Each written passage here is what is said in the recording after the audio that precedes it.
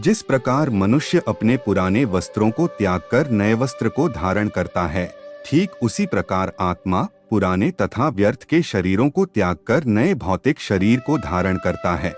प्रत्येक व्यक्ति इस भौतिक शरीर रूपी रथ पर आरूढ़ है और बुद्धि इसका सारथी है, मन इसका लगाम है तथा इंद्रियां घोड़े हैं। इस प्रकार मन तथा इंद्रियों की संगति से यह आत्मा सुख या दुख भोगता है। मृत्यु के समय जीव द्वारा विकसित की गई चेतना उसे दूसरे शरीर में ले जाती है। कौन क्या कर रहा है, कैसे कर रहा है और क्यों कर रहा है, इन सब से आप जितना दूर रहेंगे उतना ही आप खुश रहेंगे। समझदार व्यक्ति जब संबंध निभाना बंद कर देता है तो समझ लेना चाहिए कि उसके आत्मसम्मान को कहीं न कहीं ठेस पहुंचा है। अहंकार, घमंड, क्रोध और निष्ठुरता ये अज्ञान से उत्पन्न हुए आसुरी प्रकृति के लोगों के अवगुण हैं। इनका त्याग करना ही हमें अच्छा इंसान बनाता है। मोह उसी का करो जिस पर आपका अधिकार है, जिस पर आपका अधिकार ही नहीं है उसका मोह भी नहीं करना चाहिए। विषयों वस्तुओं के बारे में सोचते रहने से मनुष्य को उनसे आसक्ति हो जाती है। इससे उनमें कामना यानी इच्छा पैदा होती है और कामनाओं में विघ्न आने से क्रोध की उत्पत्ति होती है। जितना हो सके खामोश रहना ही अच्छा है, क्योंकि सबसे ज्यादा गुनाह इंसान से उसकी जुबान ही करवाती है। जो मेरा परम भक्त हैं, जो हमेशा मेरा स्मरण या एक चित्त मन से मेरा पूजन करते हैं, मैं व्यक्तिगत रूप से उनके कल्याण का उत्तरदायित्व लेता हूँ। जो लोग भक्ति में श्रद्धा नहीं रखते वे मुझे प्राप्त नहीं कर पाते, अतः वे इस भौतिक जगत में जन्म मृत्यु के मार्ग पर वापस आते रहते हैं। मौन सबसे अच्छा उत्तर है किसी ऐसे व्यक्ति के लिए जो आपके शब्दों को महत्व नहीं देता है। बदल जाओ वक्त के साथ या फिर वक्त बदलना सीखो, मजबूरियों को मत कोसो, हर हाल में चलना सीखो। किसी काम की चिंता करना ठीक है, पर चिंता इतनी भी नहीं होनी चाहिए कि वह काम ही बिगड़ जाए। अच्छी नियत से किया गया काम कभी व्यर्थ नहीं जाता और उसका फल आपको जरूर मिलता है। मैं किसी का भाग्य नहीं बनाता, हर कोई अपना भाग्य खुद बनाता है। आप आज जो भी कर्म कर रहे हो उसका फल आपको कल प्राप्त होगा और आज जो आपका भाग्य है वह आपके द्वारा पहले किए गए कर्मों का फल है। मनुष्य नहीं, उसके कर्म अच्छे या बुरे होते हैं और जैसे मनुष्य के कर्म होते हैं उसे वैसे ही फल की प्राप्ति होती है। तुम्हें सिर्फ अपने कर्म करने का अधिकार है, किंतु कर्म के फलों के तुम अधिकारी नहीं हो। तुम न तो कभी अपने आप को अपने कर्मों के फलों का कारण मानो, न ही कर्म न करने में कभी आसक्त हो जाओ। सही कर्म वह नहीं है जिसके परिणाम हमेशा सही हो, अपितु सही कर्म वह है जिसका उद्देश्य कभी गलत ना हो। संसार में कोई भी मनुष्य सर्वगुण संपन्न नहीं होता, इसलिए कुछ कमियों को नजरअंदाज करके रिश्ते बनाए रखिए। पूर्णता के साथ किसी और के जीवन की नकल करके जीने की तुलना में अपने आप को पहचानकर अपूर्ण रूप से जीना बेहतर है। जब भविष्य धुंधला लगने लगे तब आपको अपने वर्तमान में ध्यान केंद्रित करने की आवश्यकता है। कोशिश कर, हल निकलेगा, आज नहीं तो कल जरूर निकलेगा। अर्जुन के तीर साध मरुस्थल से भी जल निकलेगा। जीवन की सबसे बड़ी गलती वही होती है जिस गलती से हम कुछ सीख नहीं पाते हैं। जब हमारा मन कमजोर होता है और परिस्थितियां समस्या बन जाती है, और जब मन स्थिर होता है तब परिस्थितियां चुनौती बन जाती है। जब हमारा मन मजबूत होता है तो परिस्थितियां अवसर बन जाती है। मनुष्य की मानवता उसी वक्त नष्ट हो जाती है जब उसे दूसरों के दुख पर हंसी आने लगती है। शरीर में रहने वाले का वध कभी भी नहीं किया जा सकता, अतः तुम्हें किसी भी जीव के लिए शोक करने की आवश्यकता नहीं है। समय यही सिखाता है कि जिंदगी किसी का इंतजार नहीं करती और न ही किसी के लिए रुक सकती है। जिंदगी खेलती भी उसी के साथ है जो खिलाड़ी बेहतरीन होता है। दर्द सबके एक जैसे हैं, मगर हौसले सबके अलग अलग है। कोई हताश होके बिखर जाता है तो कोई संघर्ष करके निखर जाता है। मनुष्य को अपने कर्मों के संभावित परिणामों से प्राप्त होने वाली विजय या पराजय, लाभ या हानि, प्रसन्नता या दुख इत्यादि के बारे में सोचकर चिंता से ग्रसित नहीं होना चाहिए। यदि आप अपनी गलतियों से कुछ सीखते हो तो गलतियां सीढ़ियां हैं, और नहीं सीखते हैं तो गलतियां सागर है। निर्णय आपका है, चढ़ना है या डूबना है। समस्या इतनी ताकतवर नहीं होती जितना कि हम उन्हें मान लेते हैं। कभी सुना है कि अंधेरे ने सुबह को होने ही नहीं दिया। गलतियां ढूंढना गलत नहीं है, बस शुरुआत खुद से होनी चाहिए। जरूरी नहीं हर बार आपके शब्दों को सही समझा जाए, इसलिए कभी कभी चुप रहना ही ज्यादा बेहतर होता है।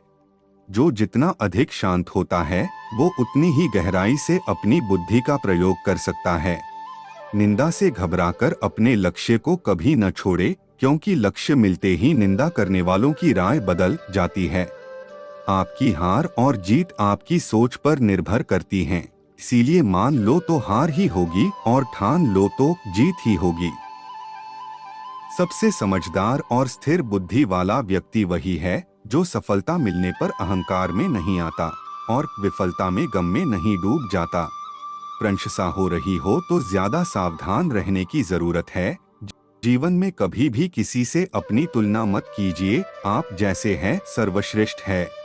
सत्य है विपत्ति जब आती हैं कायर को ही दहलाती हैं। सुरमा नहीं विचलित होते, एक ही क्षण धीरज नहीं खोते खोते विघ्नों को गले लगाते हैं, कांटों में राह बनाते हैं। जिसने मन को जीत लिया है उसके लिए मन सर्वश्रेष्ठ मित्र है, किंतु जो ऐसा नहीं कर पाया उसके लिए उसका मन सबसे बड़ा शत्रु बना रहेगा। नकारात्मक विचारों का आना तय है, परंतु यह आप पर निर्भर करता है कि आप उन्हें कितना महत्व देते हैं। हमेशा याद रखना, बेहतरीन दिनों के लिए बुरे दिनों से लड़ना पड़ता है। जीवन में कुछ भी स्थायी नहीं है, इसलिए स्वयं को अधिक तनावग्रस्त न करें, क्योंकि परिस्थितियां चाहे कितनी भी खराब हों, बदलती जरूर है। संसार में परेशानी देने वाले की हस्ती कितनी भी बड़ी क्यों न हो, पर भगवान की कृपा दृष्टि से बड़ी कभी नहीं हो सकती है। प्रेरणा का सबसे बड़ा स्रोत आपके अपने विचार हैं, इसलिए बड़ा सोचे और खुद को जीतने के लिए हमेशा प्रेरित करें। जिसने मन को जीत लिया है उसने पहले ही परमात्मा को प्राप्त कर लिया है, क्योंकि उसने शांति प्राप्त कर ली है। ऐसे मनुष्य के लिए सुख दुख, सर्दी गर्मी और मान अपमान एक जैसे होते हैं। मुश्किलें केवल बेहतरीन लोगों के हिस्से में आती है, क्योंकि वही लोग उसे बेहतरीन तरीके से अंजाम देने की ताकत रखते हैं। कोई कुछ भी कहे, बस अपने आप को शांत रखो, क्योंकि सूरज कितना भी तेज क्यों न हो, समुद्र को सूखा नहीं सकता। जहां आपकी कोई कीमत नहीं है वहां पर रुकना अनुचित है, चाहे वो किसी का घर हो या किसी का मन।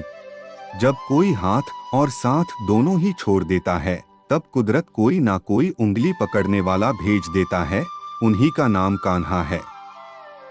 जो मन को नियंत्रित नहीं करते हैं उनके लिए वह शत्रु के समान कार्य करता है।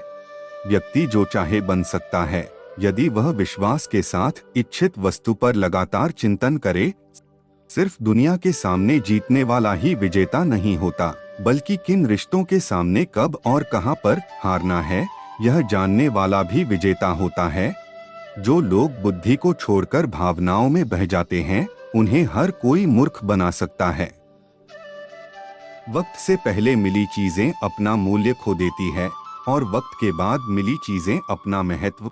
मनुष्य को अपने कर्मों के संभावित परिणामों से प्राप्त होने वाली विजय या पराजय, लाभ या हानि, प्रसन्नता या दुख इत्यादि के बारे में सोचकर चिंता से ग्रसित नहीं होना चाहिए। आत्मा पुराने शरीर को वैसे ही छोड़ देती है जैसे मनुष्य पुराने कपड़ों को उतारकर नए कपड़े धारण कर लेता है।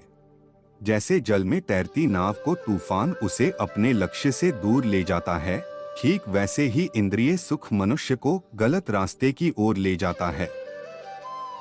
आपका विश्वास एक पर्वत को भी खिसका सकता है, लेकिन आपके मन का संदेह दूसरा पर्वत खड़ा कर सकता है।